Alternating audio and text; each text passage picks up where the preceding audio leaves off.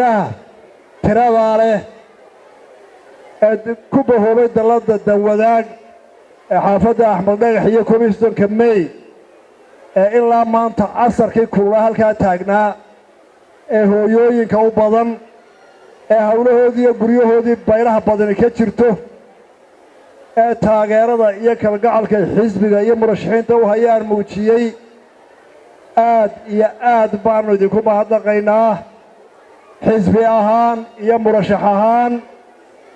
waa abaal weyn oo xisbiga iyo murashaxiinta u gadeen jazaa'ukumullahu khayran waa mahadsantihiin mahad kadib walaalayaal waxaynu isugu nimid oo aynu xisbi qura ku wada nahay waa inaynu danteenna horumarinta dalkeenna dadkeenna iyo diinteenna u gargaarno ayaynu isu kaashanaynaa walaalayaal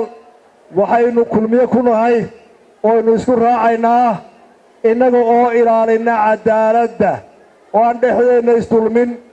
innagoo dalkeenna ka ilaalina cadowga innaga oo shaqayna oo hawlu diyaargarowna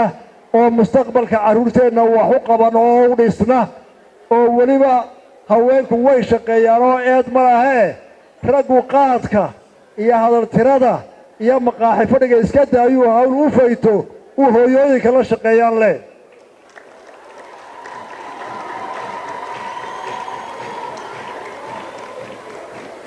badin maayo dad la dardaara ma tihidin intii la dardaar lahaa idinkaa gartay idinkaa xogogaala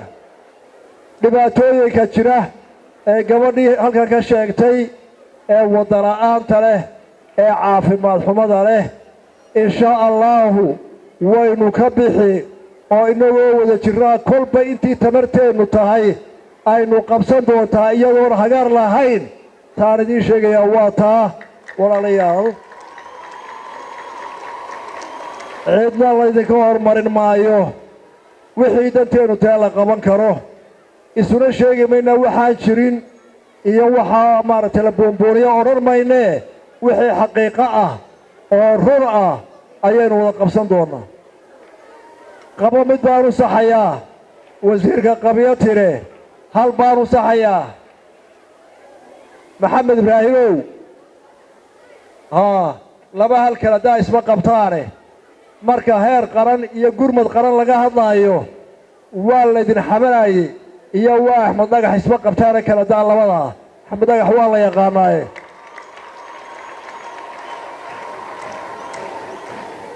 markay heer qaran joogto weligiiba reer Axmed Dhagax iyo reer Hawd lama xaban markaa taa waan kuu saxayaa waxaan ku soo koobayaa waa goor dambe maanta iminka waxaan idinkaga raagay oon ku maqnaa shir weyn oo muddo dheer qaatay oo waxa ii yeedhay culimmadii dalka oo dhan culimmada dalku waxay igala shirayeen wax danteennana ku wanaagsan aakhiradeennana u wanaagsan olcolaheennana u wanaagsan waxay soo fareen oo anna aan ku raacsanaa in badanna aan ka hadlay olcolaheennu inaanu inoo keenin nabadgelyo xumo inaanu inoo keenin wax fawaaxisha oo ilaahay wuxuu inaga xaaraantinimeeyey ah inaanu dhaqankeenna inaga xumaynin inaanu colaad inoo keenin dadweynaha kulmiye meelay joogaanba taageera ee u ololaynaya gaar ahaan dhallinyarada waxaan ka codsanayaa oon mar labaad ka codsanayaa marka hore inay nabadgeliyo ku ololeeyaan inaanay aflagaado cidda u geysanay asluub wanaagsan keenaan laba inaynu ka fogaanno wixii diintu inaga xarrintay oo aanu ololaheennu noqonin mid shar wada oo akhlaaqda inaga xumeeya in ka badan 30 sheekh oo culimmadii magaalada ah ayaa maanta 2 saacadood arrintaa igala hadlayay waxaan leeyahay dhallinyarada kulmiye ee berrita soo bannaan bixi doonta dhammaan gobollada oo dhan waxaa mamnuuca in baabuurta madaxa lagala soo baxo in baabuurta la tira dhaafiyeynta fuushan wax nabadgelyo xumaa aynaan la samayn ciidamada amniga taa waannu ku amarray in halkooda lagu qabto oo aanay ololo ku gabannin dad samaynaya wax diinta iyo sharciga ka soo horjeeda taasi waa iga ogeysiis in la aqbalo oo la raacana waa jecelahay ta labaad kaarka doorashada ee aad haysataan dhabarka waxa kaga qoran meesha aad ka codaynayso